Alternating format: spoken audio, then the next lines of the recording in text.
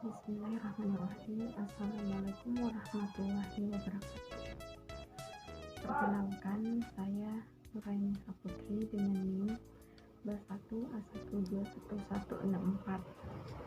Di sini saya akan mempresentasikan tugas proposal penelitian yang diajukan untuk memenuhi tugas mata kuliah metodologi penelitian kualitatif dengan judul Gaya Hidup Mahasiswa, Studi Deskriptif pada Mahasiswa Kos di Kelurahan Lalulara, Kecamatan Kambu, Kota Kendari.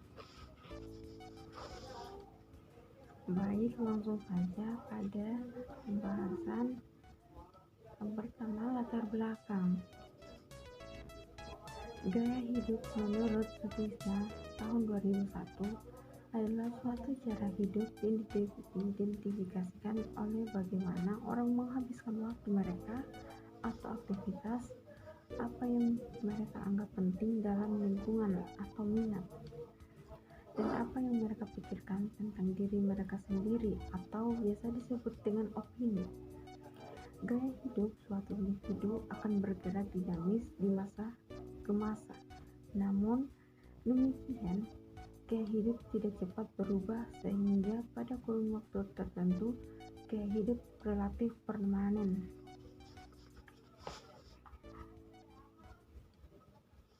Area depan kampus Universitas Haluoleo di Kelurahan Lalulara, Kecamatan Kambu merupakan salah satu letak permukiman mahasiswa yang bertempat tinggal di rumah kos sehingga dalam kesehariannya mampu berinteraksi antar sesama mahasiswa kos maupun masyarakat lainnya. Kemudian posisi geografis sangat strategis dalam hal ini dekat dengan banyak pusat perbelanjaan, warkop, warung internet, dan studio karaoke yang semakin mendukung kebutuhan pada mahasiswa dan semakin mendorong gaya hidup modernisasi mahasiswa. Berikutnya, mahasiswa kos rentan terhadap gaya hidup karena memiliki kebebasan sehingga mereka bebas bergaul dengan siapa saja dan di lingkungan manapun, termasuk lingkungan negatif yang lambat laun akan mempengaruhi perilaku mereka menjadi negatif pula.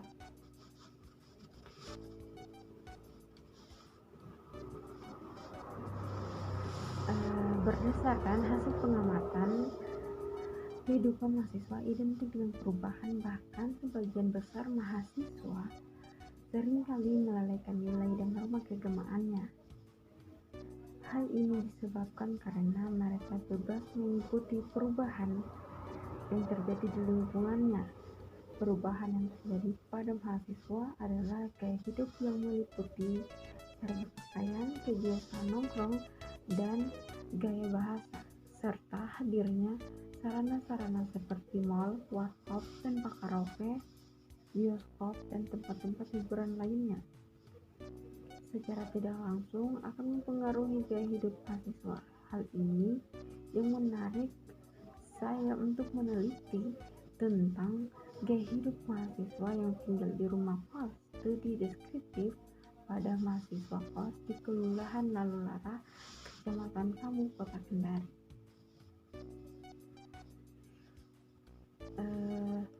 Bagian 2.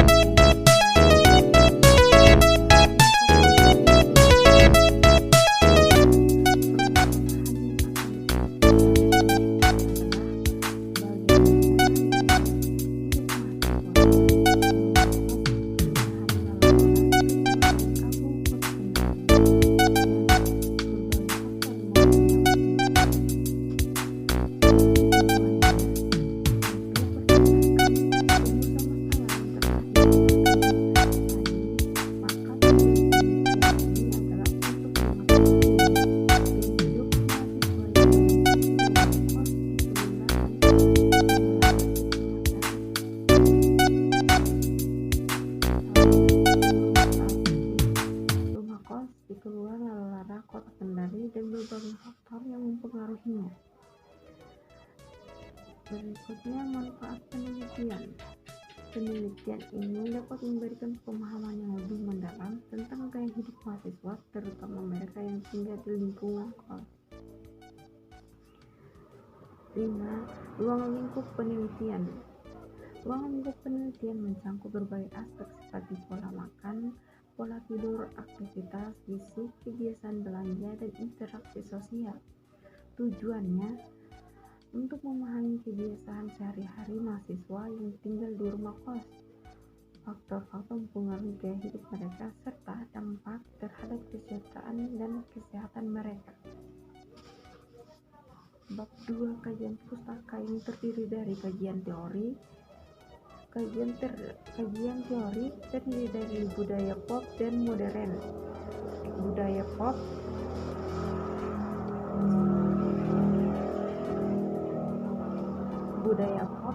terdiri dari satu, gaya hidup atau lifestyle yang ditampilkan antara kelas sosial satu dengan kelas sosial lain dalam banyak hal.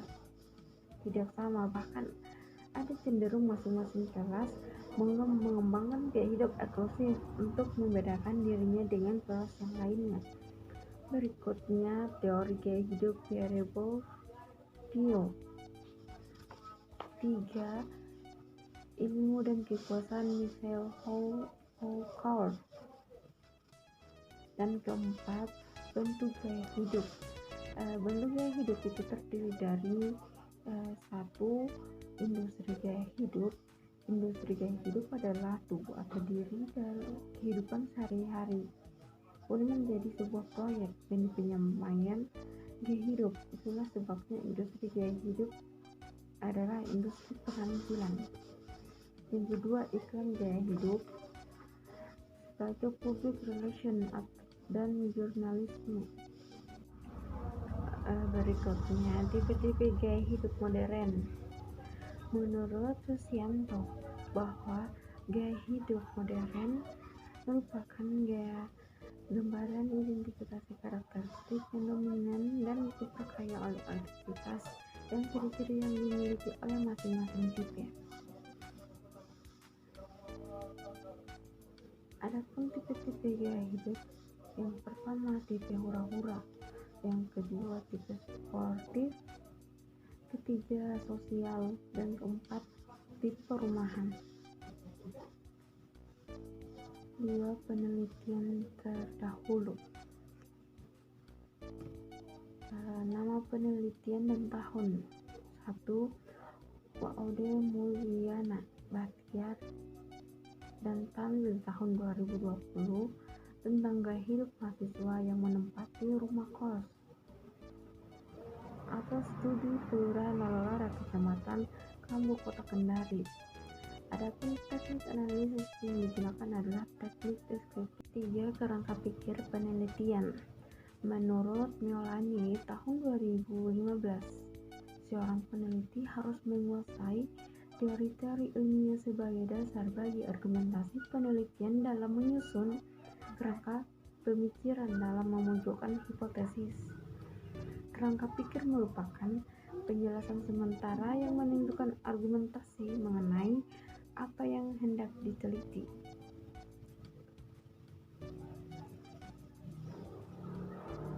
Bab 3. Metode penelitian.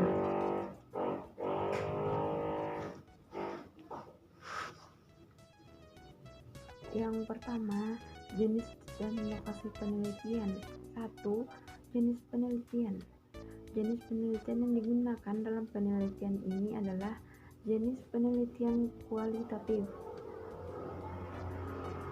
yang dapat diartikan sebagai penelitian yang menghasilkan data deskriptif mengenai kata-kata lisan maupun tertulis dan cenderung menggunakan analisis tingkah laku yang dapat diamati dari orang-orang yang diteliti.